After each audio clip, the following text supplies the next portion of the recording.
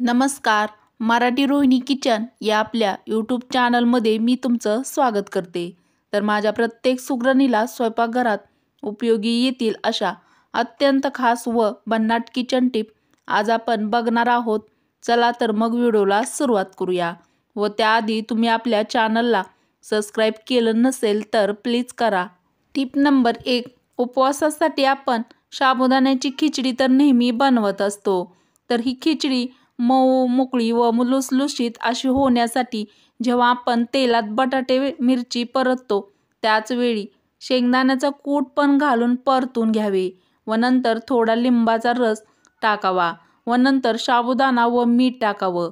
लिंबाच्या रसामुळे व शेंगदाण्याचं कूट परतल्यामुळे तर शेंगदाण्याचं कूट साबुदाण्यासाठी नेहमी जाडसरच वापरा व तो तेलामध्ये परतल्यामुळे साबुदाणा खिचडी अजिबात चिकट होत नाही.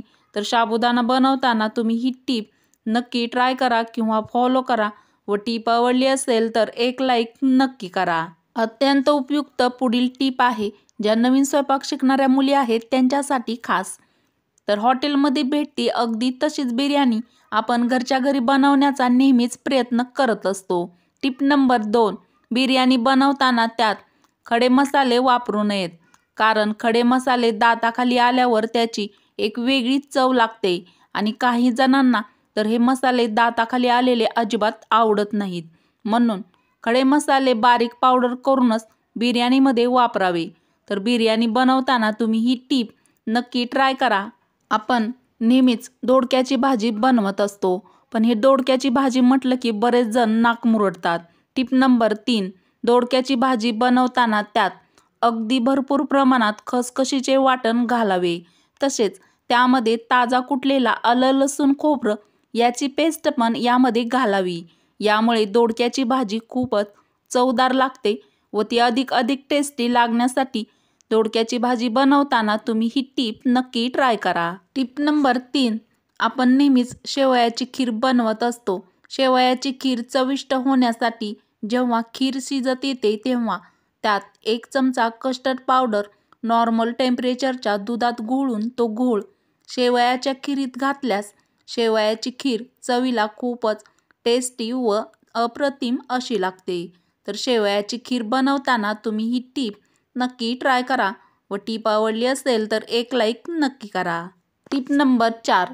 बटाटे वडे बनवताना खूप वेळेस असे होते की बटाट्याचा मसाला संपतो आणि बेसन पिठाचे बॅटर आपले शिल्लक राहते. अशा वेळेला शिल्लक राहिलेल्या पिठाची झारा वापरून खारी बुंदी तयार करावी. यापासून आपण बुंदी रायता बनवू शकतो. तर हा बुंदी रायता खूप छान असा बनतो. अत्यंत महत्त्वाची व खास पुढील टीप आहे. आपण नेहमीच कच्च्या दुधाचा खरवस बनवत असतो. तर हा खरवस बनवताना तो अधिक टेस्टी लागण्यासाठी टीप नंबर 5. चिकाच्या दुधाचा खरवस बनवताना कच्च्या दुधामध्ये थोडेसे साधे दूध वापरा. म्हणजेच त्यामध्ये तुम्ही कमीत कमी 1 वाटी साधे दूध वापरा. यामुळे खरवसच्या वड्या एकदम छान अशा बनतात व त्या चवीला पण खूपच टेस्टी अशा लागतात. तर खरवस बनवताना तुम्ही ही टीप नक्की ट्राय करा. टीप नंबर 6. पुरणाची डाळ शिजवल्यानंतर गूळ टाकून परतण्या अगोदर भांड्याला तेल लावून मग परतण्यासाठी त्यामध्ये टाकावे. यामुळे पुरण खाली चिटकत नाही किंवा चिटकणार नाही. तर पुरणपोळीसाठी तुम्ही जेव्हा डाळ आणि गूळ एकत्र करून जेव्हा परतायला टाकता त्यावेळेस तुम्ही ही टीप नक्की ट्राय करा. टीप नंबर 7. काळा मसाला वाटणाची भाजी बनवताना त्यात 1 ते 2 हिरव्या मिरच्या त्यामध्ये टाका. यामुळे भाजीची चव खूपच अप्रतिम अशी लागते. तर कोणतीही काळ्या मसाल्याची भाजी बनवताना ही टीप नक्की फॉलो करा. टीप नंबर 9. स्वयंपाक करताना जळालेली भांडी साफ करण्यासाठी त्यात अर्धा चमचा रांगोळी आणि अर्धा चमचा कोणतीही डिटर्जंट पावडर टाकून भांडी घासा.